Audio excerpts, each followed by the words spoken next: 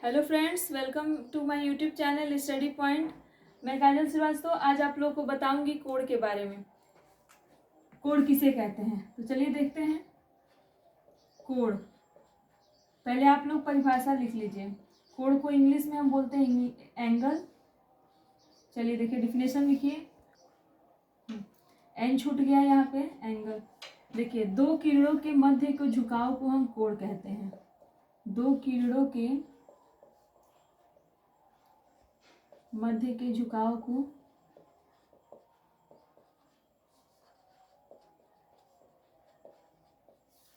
Code कहते हैं।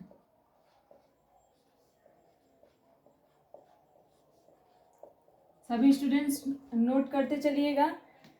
चलिए देखते हैं कि कोड के प्रकार, मतलब कोड कितने प्रकार के होते हैं और कौन सा कोड कितने अंश का होता है। चलिए देखते हैं कोडों के प्रकार।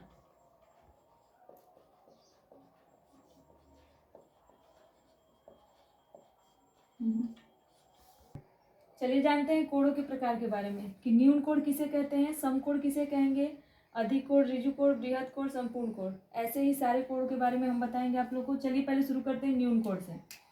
तो न्यून कोड किसे कहते हैं ये बता रही हूँ मैं आपको। जानते हैं पहले न्यून कोड किसे कहते हैं। इसको इंग्लिश में बोलते हैं अक्यूट एंगल, यानी जो कोण 0 अंश से बड़ा तथा 90 अंश से छोटा होगा उसे हम न्यून कोण कहेंगे। डिफिनेशन लिख लीजिए। जो कोण 0 अंश से बड़ा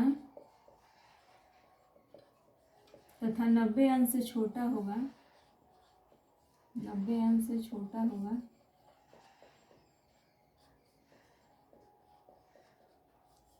उसे हम न्यून कोण कहेंगे। जैसे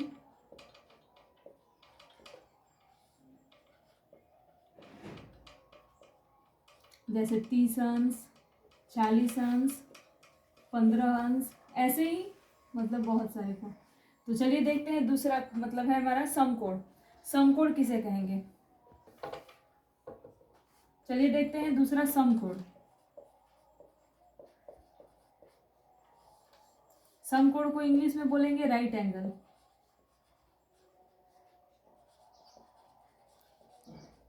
राइट एंगल यानी 90 अंश को हम क्या कहते हैं, समकोण कहते हैं। जो कोण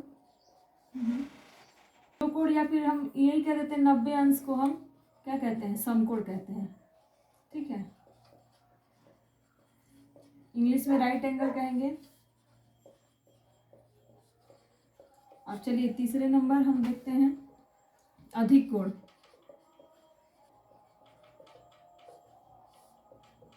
चलिए अधिक कोण के बारे में बताते हैं कि अधिक कोण किसे कहते हैं।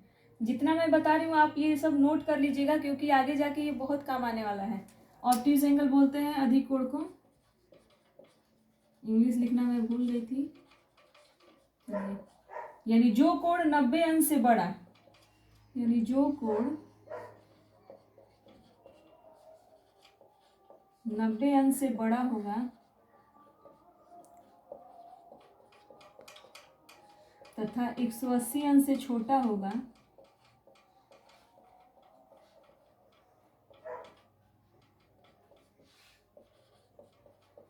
उसे हम अधिक कोण कहेंगे।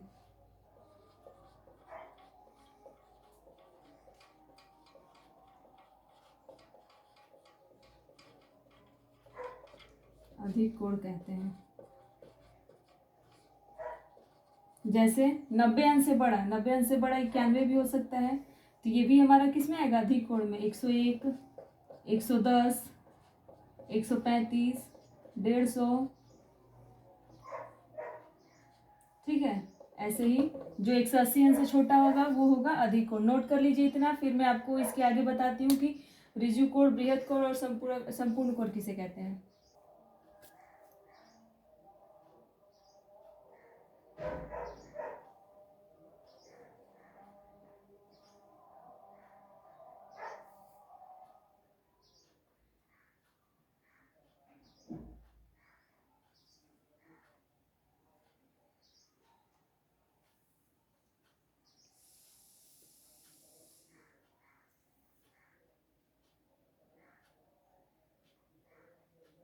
देखते हैं अब कि रिजु कोड किसे कहते हैं।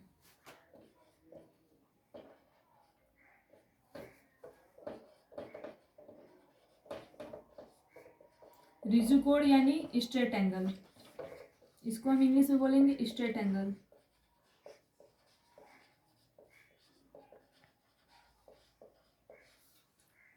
देखिए 180 अंश के कोण को हम 180 अंश के कोण को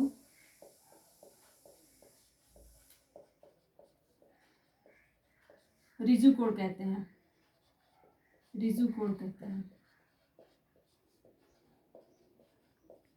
ठीक है, इसको इंग्लिश में बोलेंगे स्ट्रेट एंगल। अब देखिए बृहद कोण के बारे में मैं आपको बताती हूँ। बृहद कोण को इंग्लिश में बोलते हैं रिफ्लेक्स एंगल। बृहद कोण को क्या बोलेंगे? Reflex angle. चलिए देखते हैं रिफ्लेक्स एंगल। यानी बृहद कोण उसे कहेंगे जो 180 अंश से बड़ा, जो कोण 180 अंश से बड़ा तथा 360 अंश से छोटा होगा, 360 अंश से छोटा होगा, उसे हम बृहद कोण कहेंगे, यानी रिफ्लेक्स एंगल कहेंगे। उसे हम बृहद कोण कहेंगे,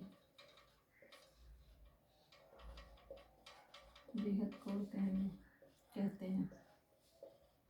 यानी 180 अंश से बड़ा, यानी 200, 250, 300, बस 360 से बड़ा नहीं होना चाहिए। तो इतना नोट कर लीजिए, फिर मैं आपको बताती हूँ संपूर्ण कोण किसे कहते हैं।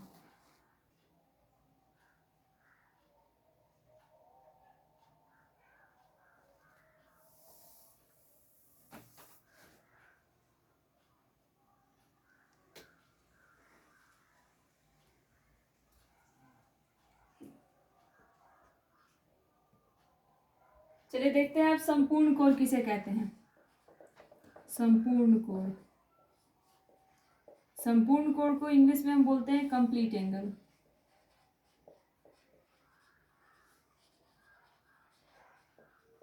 कंप्लीट एंगल यानी 360 अंश के कोण को हम 360 अंश के कोण को